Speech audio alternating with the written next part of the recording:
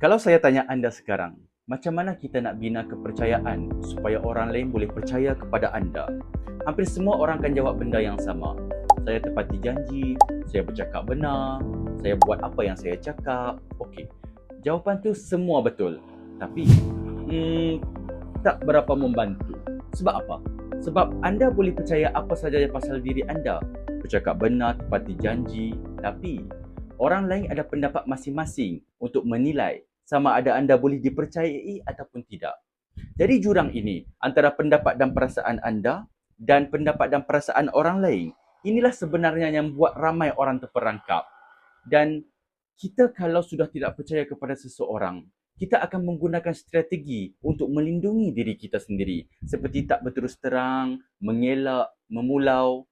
Atau dalam konteks politik, ada yang melampaui batas dengan jerit-menjerit, caci-mencaci, menfitnah, mengaibkan semahu-mahunya. Persoalannya sekarang, bagaimanakah cara untuk kita bina dan kekalkan kepercayaan dengan orang lain? Dan apa yang perlu dibuat jika kepercayaan itu hancur ataupun hilang? Saya Yuhakim Fitri, anda bersama saya dalam misi Satu Minggu, Satu Buku Ekonomi dan Bisnes. Pengenalan ringkas tentang buku ini. Tajuk buku ialah The Thin Book of Trust, An Essential Primer for Building Trust at Work, 3rd edition. Ditulis oleh Charles Ferdman yang mempunyai lebih 25 tahun lebih melatih para pemimpin dan organisasi di Eropah dan Amerika. Diterbitkan oleh Barrett Keller Publishers pada tahun 2024. Okey, edisi pertama diterbitkan pada tahun 2008, tapi penulis menyatakan tak banyak perubahan idea. Cuma ada beberapa tambahan dan perubahan struktur ayat sahaja untuk edisi ketiga ini. Buku ini setebal 120 lebih buku surat di Kindle dan bahasa straight to the point. Kalau anda berminat, boleh dapatkan dengan klik link affiliate di description di bawah. Tanpa membuang masa, jom kita mula baca. Okey, sebelum kita bincang lebih jauh, apa maksud percaya yang sedang kita kupas ni? Trust ataupun percaya adalah sebuah topik yang sangat besar yang meliputi semua aspek kehidupan kita. Agama ada mengajar kita untuk percaya kepada Tuhan. Undang-undang pula ada beribu akta yang ditulis sebab tak percaya orang boleh hidup tanpa peraturan. Ada macam-macam sudut pandang. Okay. Tapi, dalam konteks buku ini, kita tolak tepi definisi filosofikal ataupun definisi akademik. Kepercayaan itu adalah bila mana sesuatu yang sangat bernilai buat anda, seperti duit, kerjaya, rahsia, maruah, hati perasaan, agama, anda serahkan kepada seseorang dan berkata, nah, jaga elok-elok, jangan pecahkan atau hancurkan ketika aku tak ada kat sini.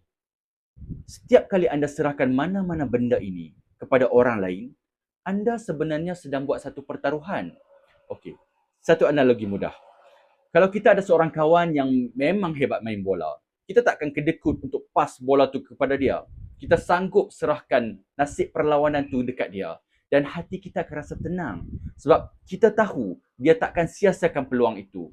Kita yakin dia akan bawa tim kita menang bersama. Semua perkara ini kita sanggup, kita tahu, kita yakin adalah satu penilaian yang semua orang buat sebelum mempercayai seseorang. Dan penulis membahagikan penilaian ini kepada 4, iaitu 1. Care, mengambil berat. Kedua, sincerity, kejujuran. Ketiga, reliability, kebolehpercayaan. Dan keempat, competence, kecekapan. Jadi, apabila dirangkumkan keempat-empat penilaian ini, kita boleh cakap seseorang itu boleh dipercayai. Dan sebaik saja anda boleh kenal pasti yang mana satu penilaian yang anda kurang ataupun lemah, anda boleh kembalikan kepercayaan orang dengan membaiki perkara-perkara yang berkaitan dengan penilaian itu. Sama juga, kalau kita nak percaya seseorang dengan kenal pasti 4 penilaian ini, kita tidak akan lagi berfikiran kolot untuk sewenang-wenangnya berkata, sekali aku tidak percaya kepada kau, sampai mati aku tak percaya apa-apa saja yang kau buat.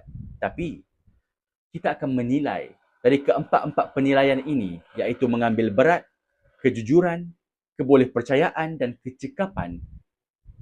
Yang mana satu orang itu telah hancurkan? Adakah dia sengaja ataupun tekanan semasa Adakah dia boleh baiki? Adakah dia mahu baiki? Pengajarannya di sini. Kalau ada satu penilaian yang boleh kita baiki, bukankah itu cara terbaik untuk kita bergerak ke hadapan daripada terus berpusing-pusing dalam kitaran menyalahkan orang lain? Jom kita cakap pasal sincerity ataupun kejujuran.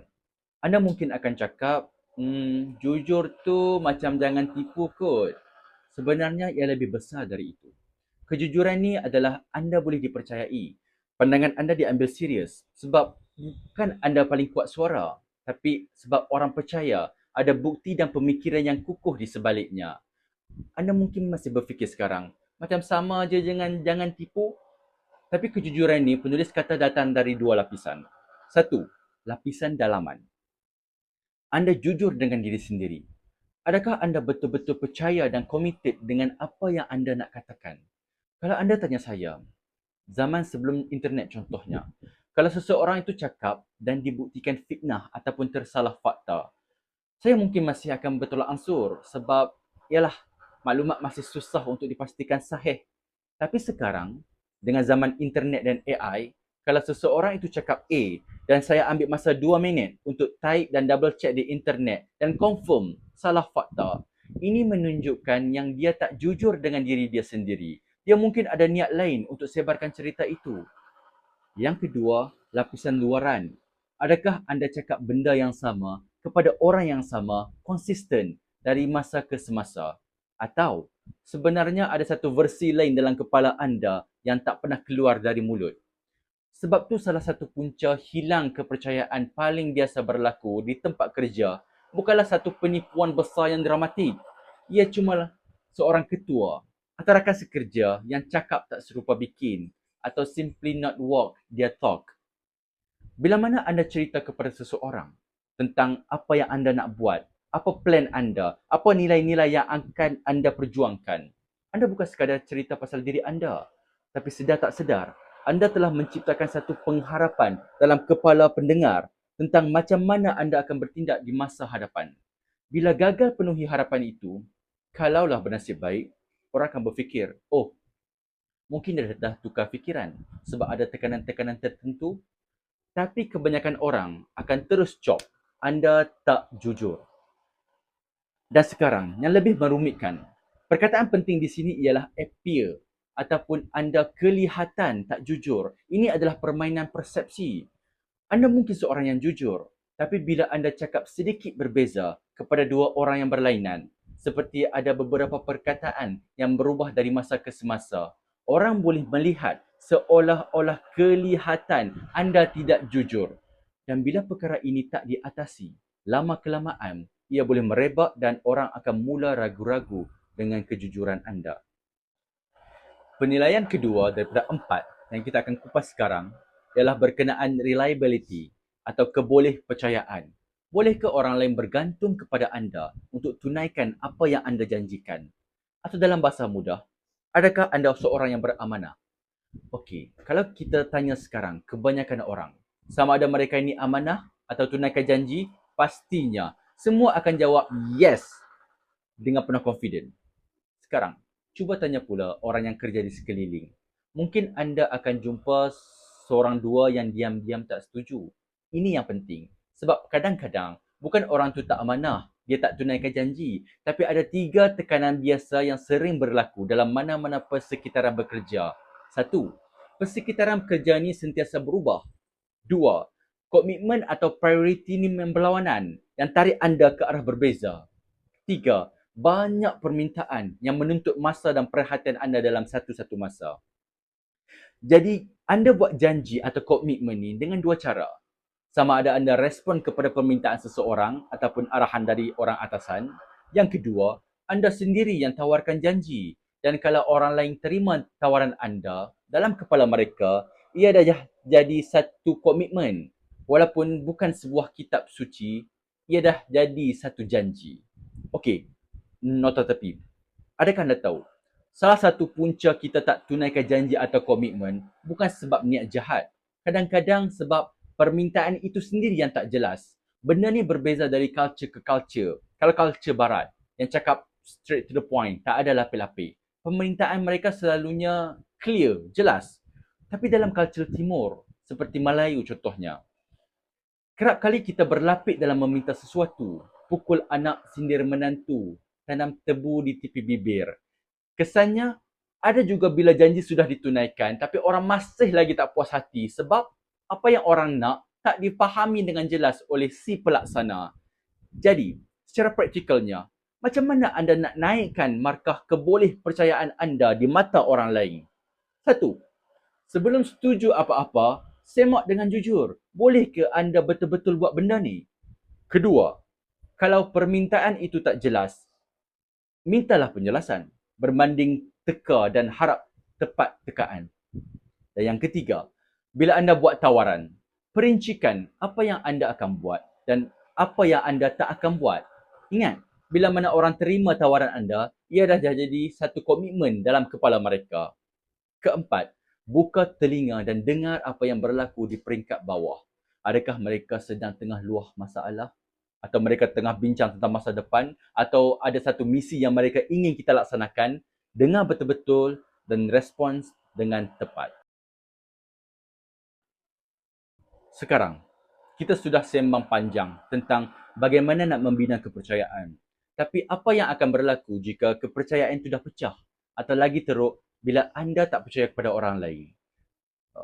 Ingat tak di awal-awal video tentang analogi kepercayaan ni? Seperti anda beri satu gelas yang sangat bernilai bagi anda kepada orang lain dan cakap, tolong jaga gelas ini baik-baik, jangan pecahkan. Kalau kita tidak percaya kepada seseorang, sebaliknya akan berlaku. Kita tak yakin dia akan jaga gelas itu. Kita percaya yang dia ada niat jahat untuk pecahkan gelas itu. Ketidakpercayaan akan beri perasaan negatif kepada kita. Kita akan rasa takut, curiga, tuduh-menuduh, tak berterus terang, tak berkawan, macam-macam lagi sifat negatif yang boleh muncul. Sebab tu, kebanyakan orang, bila ada masalah tak percayakan seseorang, kita akan lebih suka berdiam diri daripada terus terang. Mungkin kita tak mahu ada masalah berlaku, atau kita mungkin tak mahu melukakan perasaan seseorang. Atau mungkin juga kita tak reti nak gambarkan kenapa kita tak percaya kepada dia. Dan kalau ditekan ataupun ditanya berulang kali pun, selalunya kita akan jawab, dia ni penipu. Dia hanya pentingkan diri dia sendiri dan dia tak pernah buat apa-apa dengan betul. Perasan tak? Setiap kenyataan tu adalah bersifat menyerang peribadi dia. Tak ada satu pun penilaian ataupun kenal pasti apa salah dia yang boleh dia diperbetulkan untuk kita bergerak ke hadapan. Jadi, kat sinilah 4 penilaian yang disusun oleh penulis memainkan peranan penting. Okey, saya beri contoh. Situasi 1. Pasangan anda balik rumah, nampak pinggan mangkuk bertimbun-timbun tak dibasuh. Pasangan anda terus datang kepada anda dan marah. Cakap, dasar pemalas, malas macam kura-kura, langsung tak kisah pasal rumah tangga ni kan? Boom! Satu tuduhan. Pasangan anda bukan cakap soal pinggan mangkuk. Dia samakan anda dengan seekor kura-kura. Apa reaksi anda? Tak mungkin anda akan cakap, ya, betul lah. Saya seekor kura-kura rupanya. Kita akan bersifat defensif. Kita mungkin akan ungkit dia pun tak buat kerja rumah atau lebih teruk samakan dia pula dengan binatang lain. Contoh. Yang sudah pasti akan panjangkan pergaduhan ini sampai ke sudah. Okey. Situasi kedua. Situasi yang sama yang berlaku. Pasangan anda balik ke rumah, lihat pinggan mangkuk bertimbun-timbun, tak dibasuh di dalam sinki, datang kepada anda, kata, kita dah janji yang awak akan basuh pinggan pada hari Rabu. Tapi kenapa awak tak buat? Saya memang tak boleh harap awak buat kerja rumah lah. Okey. Nampak tak perbezaan dia? Dua-dua marah, dua-dua kecewa, tapi situasi kedua ini, anda tak dipanggil kura-kura. Pasangan anda tak serang anda secara tiba-tiba. Dia tunjuk ke sinki dan dia cakap anda tak tunaikan janji untuk basuh pinggan. Kat sini kita tak boleh lari dan kita tak boleh nak terlalu defensif. Sebab kita tahu benda itu betul. Pasangan kita tunjuk masalahnya. Sekarang ni masalahnya ialah reliability ataupun kita tak tunaikan janji. Jadi, memahami dan kenal pasti 4 penilaian yang penulis ini tulis dalam buku. Kita boleh buka satu ruang dialog yang boleh dibawa berbincang secara matang. Apa masalah yang sebenarnya? Dan kemudiannya, fokus untuk selesaikan masalah itu tanpa emosi.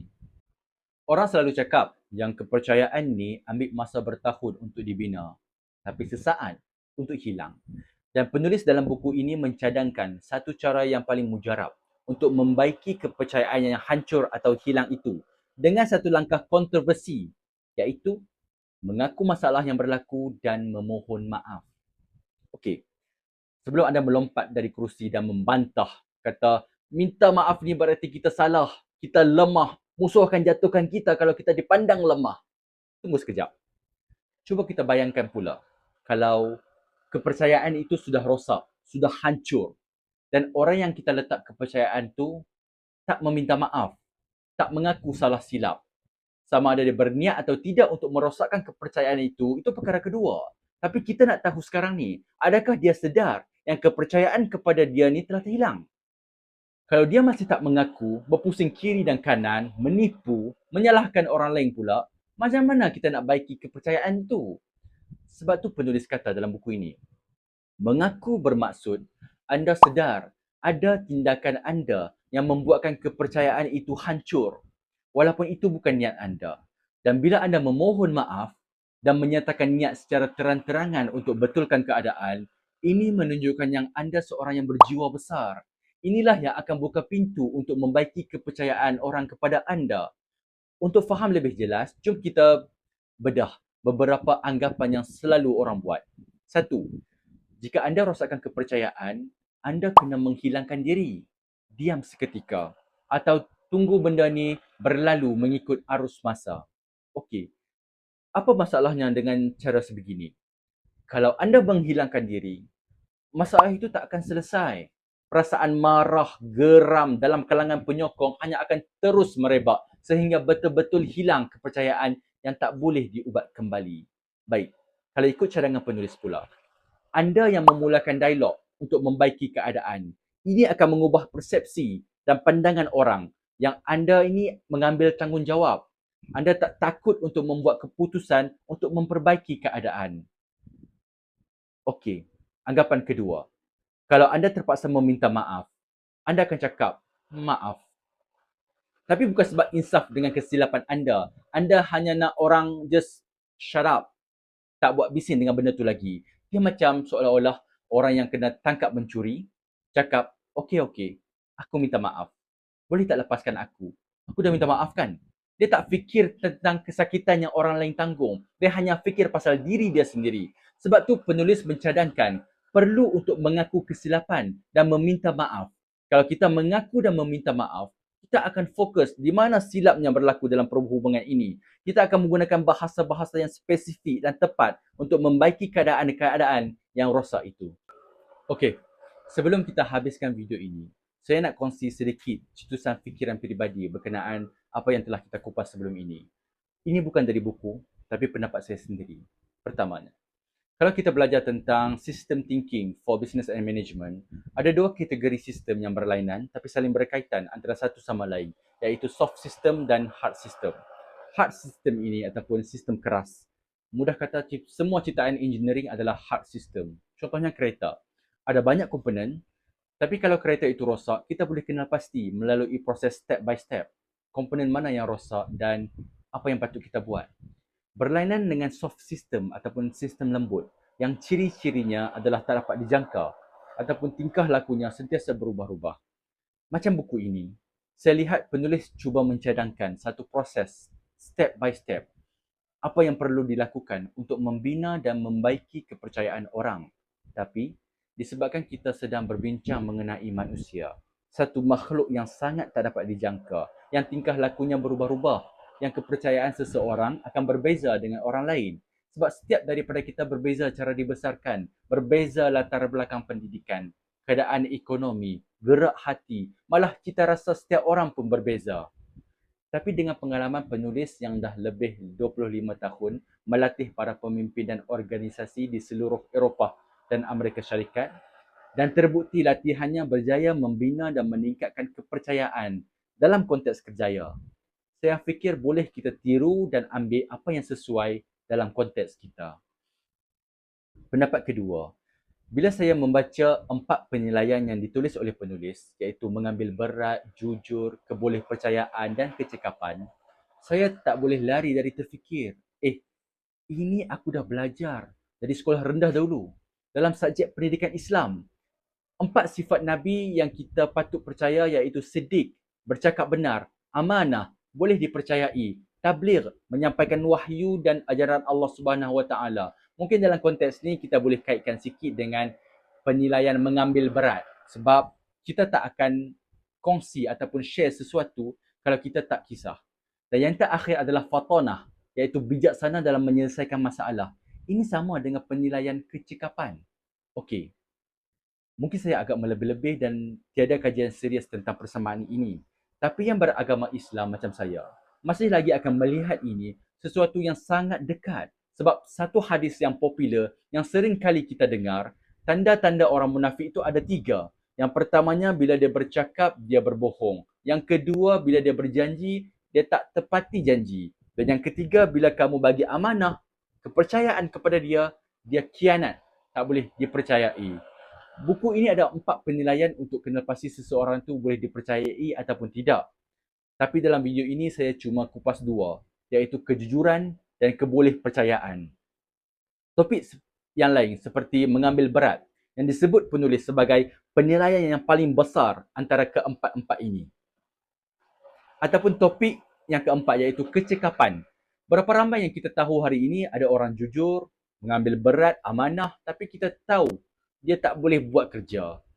Dan buku ini juga ada checklist dan step by step exercises, soalan-soalan yang dapat membantu anda untuk menganalisis diri dan tim anda untuk membina dan kekalkan kepercayaan dari masa ke semasa. Kalau anda nak tahu berkaitan topik-topik ini, anda boleh klik link buku di bawah di bahagian description. Jadi, jom kita kembali kepada persoalan yang dilontarkan awal-awal video ini. Bagaimanakah cara untuk bina dan kekalkan kepercayaan orang lain? Dan apa yang perlu dibuat jika kepercayaan itu hancur ataupun hilang?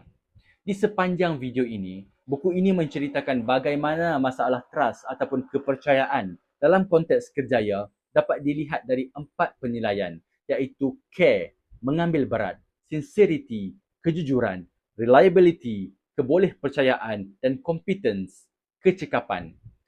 Tapi, secara peribadi, saya rasa penilaian ini sangat berguna untuk kita praktikkan, termasuk dalam konteks politik, konteks hidup bermasyarakat, malah mahupun dalam konteks rumah tangga. Sebab yang selalu berlaku, sebaik saja kita putuskan yang kita tak percaya seseorang dalam satu area, kita mula tanpa sedar cari lebih banyak bukti untuk confirmkan, ataupun kita tak pedulikan apa-apa bukti yang cakap sebenarnya dia ni boleh dipercayai. Sebab benda ni akan menggugat ego kita. Psikologis panggil ini confirmation bias. Dan kalau kita tukar mindset kita, melihat isu kepercayaan ini dari 4 kacamata tadi, kita tak akan berfikir lagi yang soal kepercayaan ini adalah soal all or nothing. Kita tak akan mudah-mudah kata, sekali aku tak percaya kepada kau, sampai mati aku tak percaya apa-apa saja yang kau buat. Kita akan lebih adil. Kita akan lebih tenang. Kita akan lebih jujur. Dan yang lebih berkesan dalam menyelesaikan masalah untuk bergerak ke hadapan. Saya harap anda belajar sesuatu daripada video ini. Terima kasih sebab tonton. Jumpa lagi di buku yang akan datang.